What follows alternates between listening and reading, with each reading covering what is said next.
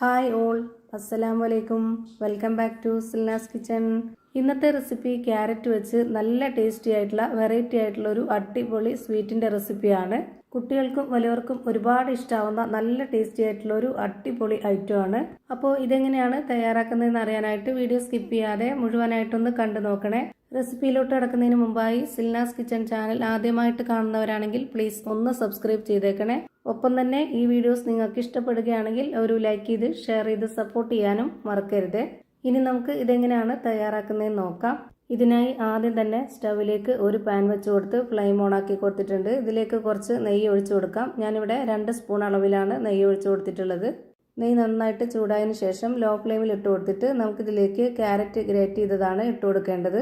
ഗ്രേറ്ററിൻ്റെ ചെറിയ ഹോളിലൊന്ന് ഗ്രേറ്റ് ചെയ്തിട്ടാണ് ഇതിലേക്ക് ഇട്ട് കൊടുക്കുന്നത്. അത്രയും നന്നായിട്ട് പൊടിയായിരുന്നാലേ നല്ല ടേസ്റ്റ് ആയിട്ടും പെർഫെക്റ്റ് ആയിട്ടും കിട്ടുള്ളൂ. ഞാനിവിടെ ഇട്ട് കൊടുത്തിട്ടുള്ളത് 250 ml കപ്പിൻ്റെ അളവിൽ 1.25 കപ്പ് ഗ്രേറ്റ് ചെയ്ത ക്യാരറ്റാണ് ഇട്ട് കൊടുത്തിട്ടുള്ളത്.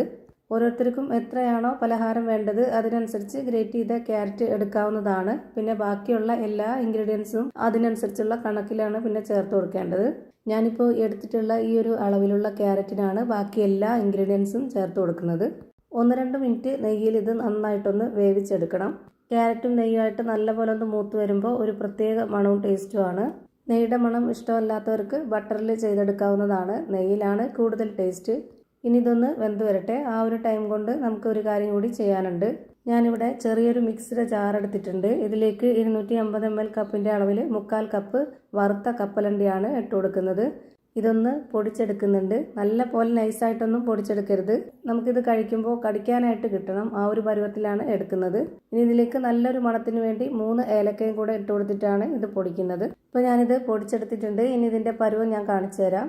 ഞാനിപ്പോൾ ഇതൊന്ന് ഒരു സ്പൂണിൽ കോരി കാണിക്കുന്നുണ്ട്. ഈ ഒരു പരുവത്തിലാണ് നമുക്ക് കിട്ടേണ്ടത്. കുറച്ച് നല്ല പോലെ തരിതരിപ്പോട് കൂടിയാണ് കിട്ടിയിട്ടുള്ളത്. ഇനി നമ്മൾ വേവിക്കാനായിട്ട് വെച്ചിരുന്ന ആ ഒരു ക്യാരറ്റ് നല്ലപോലെ വെന്ത് കിട്ടിയിട്ടുണ്ട്. അതിലേക്ക് ഈ ഒരു മിക്സിയിൽ പൊടിച്ചെടുത്ത കപ്പലണ്ടി മുഴുവനായിട്ടും ഇട്ട് കൊടുക്കാം.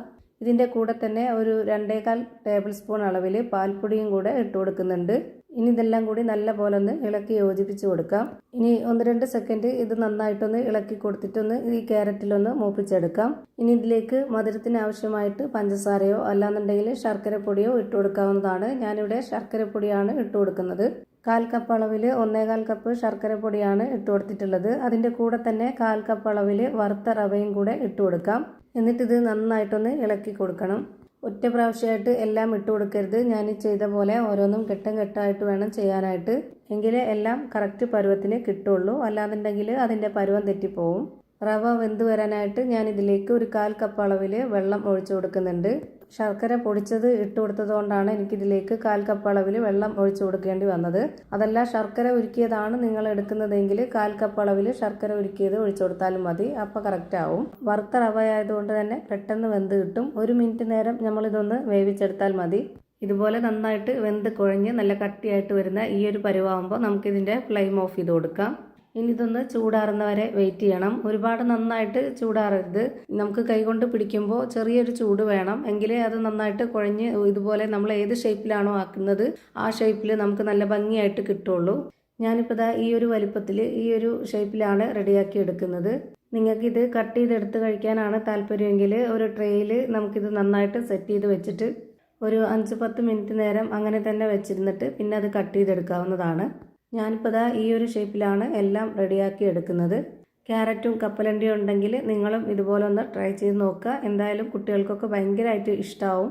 നല്ല ടേസ്റ്റി ആയിട്ടുള്ള സോഫ്റ്റ് ആയിട്ടുള്ള ഒരു അടിപൊളി സ്വീറ്റ് റെഡിയായി കിട്ടി. അപ്പോൾ ഇത്രയേ ഉള്ളൂ ഇന്നത്തെ വീഡിയോ. ഇഷ്ടമായാൽ ലൈക്ക് ചെയ്യാനും കമൻറ്റ് ചെയ്യാനും ഷെയർ ചെയ്യാനും മറക്കരുത്. അതുപോലെ തന്നെ ഞാനിടുന്ന പുതിയ പുതിയ വീഡിയോസ് നോട്ടിഫിക്കേഷനായിട്ട് കിട്ടുന്നതിന് വേണ്ടി സബ്സ്ക്രൈബ് ചെയ്ത് ബെല്ലൈക്കൺ അമർത്തി അതിൽ ഓൾ എന്ന ഓപ്ഷൻ എനേബിൾ ചെയ്ത് കൊടുക്കാനും മറക്കരുത്. പുതിയൊരു വീഡിയോയുമായി വീണ്ടും വരും. Thank you for watching.